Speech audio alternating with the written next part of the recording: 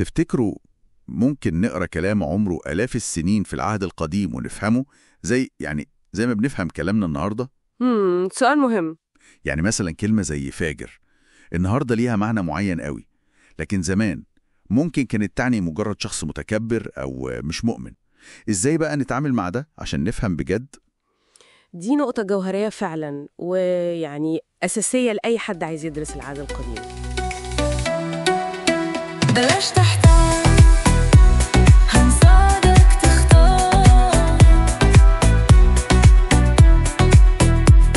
المنيو، وقتك دهر، اختار اللي ينفعك.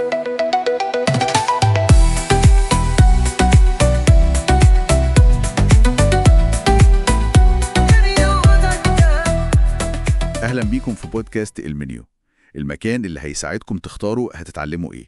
النهاردة هنبص بصة على محتوى كورس مهم قوي عن مفاتيح فهم العهد القديم. أيوة فعلا، الكورس ده يعني بيغير نظرتنا خالص، بيخلينا نشوف العهد القديم مش مجرد تاريخ وخلاص. لا، مش تاريخ إزاي؟ ما هو كله قصص حصلت زمان. ما هو ده هو مش مجرد تاريخ، هو قصة حية ومكملة معانا، كلها يعني خطوة بخطوة بتمهد وتوضح خطة ربنا للخلاص، الخلاص اللي احنا عايشينه النهاردة.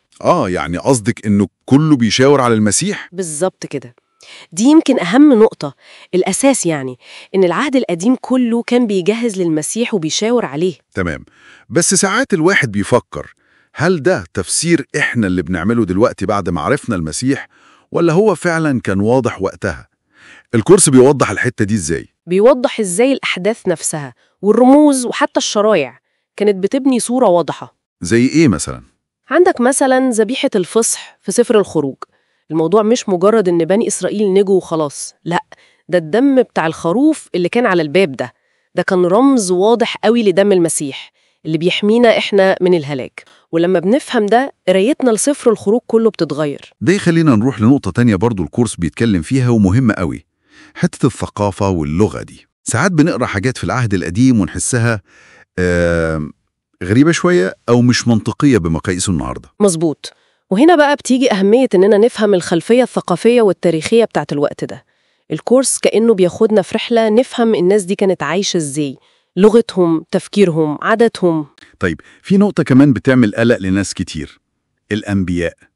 هل هم كانوا مجرد ناس بتقول المستقبل زي العرافين كده؟ لا خالص، والكورس بيركز على النقطة دي قوي على فكرة. الأنبياء كانوا أكبر بكتير من مجرد ناس بتقول اللي هيحصل بكرة. دول كانوا صوت ربنا الحي اللي بيكلم قلوب الناس وبيكلم المجتمع كله. وده يفسر بقى الصورة اللي ساعات بتوصل لنا عن إله العهد القديم إنه إله غضبان وكده. الكورس بيوضح النقطة دي، إن الأنبياء لما أظهروا غضب ربنا ده كان جزء من قداسته وكرهه للخطية وللظلم.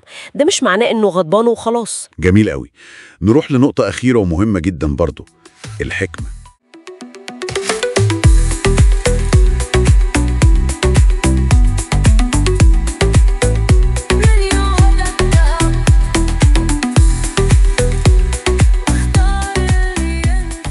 أسفار الحكمة دي زي الأمثال وأيوب والجامعة. دي أسفار بقى عملية جدا لحياتنا النهاردة. الكورس بيقدمها على إنها فن الحياة الصح، إزاي نعيش صح مع ربنا وفي العالم ده. مش مجرد نصايح كويسة وخلاص، لأ، دي دعوة نعيش بتناغم مع حكمة ربنا اللي خلق بيها الكون كله، وإن أساس المعرفة الحقيقية والفهم الصح هو مخافة ربنا. وسفر أيوب ده سفر صعب على ناس كتير. بالظبط، الكورس بيساعدنا نفهم إن أيوب بيواجه الفكرة السطحية أوي اللي بتقول إن أي ألم لازم يكون عقاب مباشر على خطية معينة. لأ، السفر بيفتح عينينا على أسئلة أعمق بكتير عن الألم وعن معنى الحياة حتى وسط الظروف الصعبة دي، وإزاي ربنا بيكون موجود وسيد الكل. والجامعة اللي بيتكلم عن إن كله باطل تحت الشمس. أيوة، هو بيورينا الحياة عاملة إزاي فعلا لما نعيشها بعيد عن ربنا، وبيوضح إزاي الصورة بتختلف تماما لما بنعيشها في نور ربنا ومع ربنا. واضح فعلا إن الكورس ده غني ومليان تفاصيل مهمة. جدا.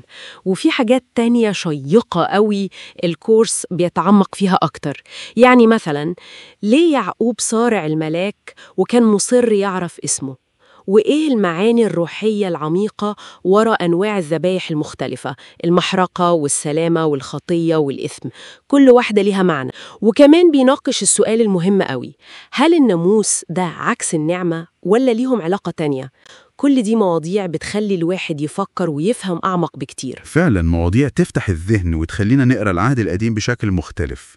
ودلوقتي بقى حابين نسمع منكم انتوا. قولوا لنا كده في التعليقات ايه اكتر حتة في العهد القديم بتحبوا تعرفوا عنها اكتر. وفي الآخر كده خلينا نفكر في حاجة، لو بطلنا نشوف العهد القديم ده مجرد كتاب تاريخ أو شوية شرايع قديمة وخلاص، وبدأنا نشوفه كأنه دعوة شخصية لينا النهاردة من ربنا، دعوة تكشف قلبه وتدعونا نعيش بحكمة وعدل ورحمة في عالمنا ده، تفتكروا إيه اللي ممكن يتغير في علاقتنا بربنا وفي نظرتنا للعالم حوالينا؟